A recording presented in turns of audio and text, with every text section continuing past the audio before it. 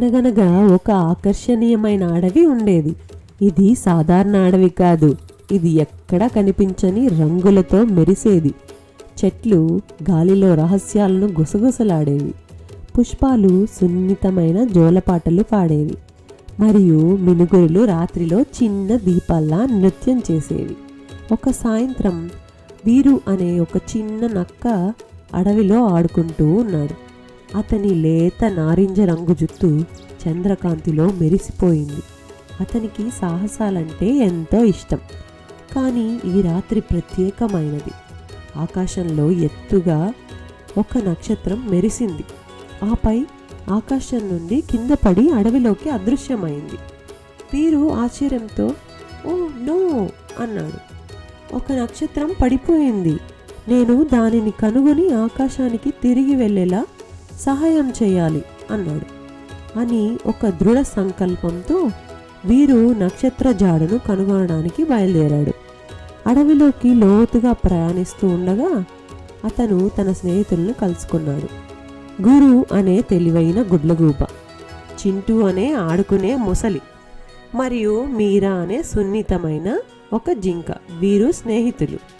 వీరు తన స్నేహితులకి జరిగింది చెప్పాడు.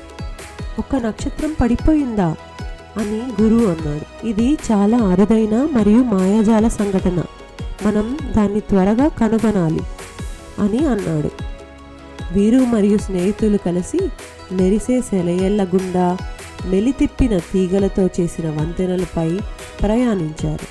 చివరికి వారు ఒక మెరిసే పుట్టగొడుగుల మధ్యలో పడిపోయిన నక్షత్రాన్ని కనుగొన్నారు. నక్షత్రం చిన్నదిగా ఉంది. దాని కాంతి మసగ్గా బలహీనంగా ఉంది. "ఓ చిన్న నక్షత్రమా, నీవు బాగున్నావా?" అని సున్నితంగా దాన్ని ముక్కుతో తాకుతూ గుసగుసలాడింది మీరా. "నేను నా దారి తప్పిపోయాను" అని నక్షత్రం మెల్లగా మాట్లాడింది. "నేను మేఘాల మధ్య ఆడుకుంటూ పడిపోయాను. ఇప్పుడు నాకు తిరిగి పైకి వెళ్ళడం రాదు" అని చెప్పింది. వీరు హృదయం జాలితో నిండిపోయింది. "చింతించకు మిత్రమా, మేము నీకు ఇంటికి తిరిగి వెళ్ళడానికి సహాయం చేస్తాం" అని వీరు అన్నాడు. స్నేహితులు బాగా ఆలోచిస్తుండగా చింటూకి ఒక ఐడియా వచ్చి ఇలా అన్నాడు. "మనం మాయల చెట్టుని అడిగితే ఎలా ఉంటుంది? దాని కొమ్మలు ఆకాశంలోకి ఎత్తుగా చేరుతాయి." మాయల చెట్టు అడవి హృదయంలో నిలబడి ఉంది. దాని కొమ్మలు ఆకాశం వైపు చాచాయి. ఆ శక్తివంతమైన చెట్టు పురాతన మాయాజాలంతో నిండి ఉంది. "ఓ తెలివైన మాయల చెట్టు" అని వీరు పిలిచాడు.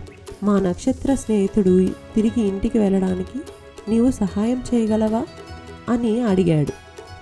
చెట్టు దాని బంగారు ఆకులను చాపింది. "నక్షత్రాన్ని నా ఎత్తైన కొమ్మపై ఉంచండి" అని మాయల చెట్టు లోతైన ఆప్యాయవంతమైన స్వరంతో అన్నది. చింటూ సహాయంతో వీరు నక్షత్రాన్ని సున్నితంగా తీసుకొని ఎత్తైన కొమ్మపై ఉంచాడు. అడవి స్నేహితులు ఊపిరి బిగబట్టారు. ఒక వెచ్చని కాంతి నక్షత్రాన్ని చుట్టుముట్టింది మరియు అకస్మాత్తుగా మెరిసే కాంతితో ఆకాశంలోకి ఎగిరి తన ఆకాశ ఇంటికి తిరిగి వెళ్ళింది. స్నేహితులు ఆనందంతో కేకలు వేశారు. నక్షత్రం ప్రకాశవంతంగా మెరిసింది మరియు ధన్యవాదాలు అని చెబుతున్నట్లు అనిపించింది. ఆ రాత్రి నుండి వీరు మరియు అతని స్నేహితులు ఆకాశంలోకి చూసినప్పుడల్లా నక్షత్రం ఎప్పటికీ ప్రకాశవంతంగా మెరుస్తూ కనిపించింది. దయ మరియు స్నేహం అత్యంత చీకటి రాత్రులను కూడా కాంతివంతంగా చేయగలదని గుర్తు చేసింది.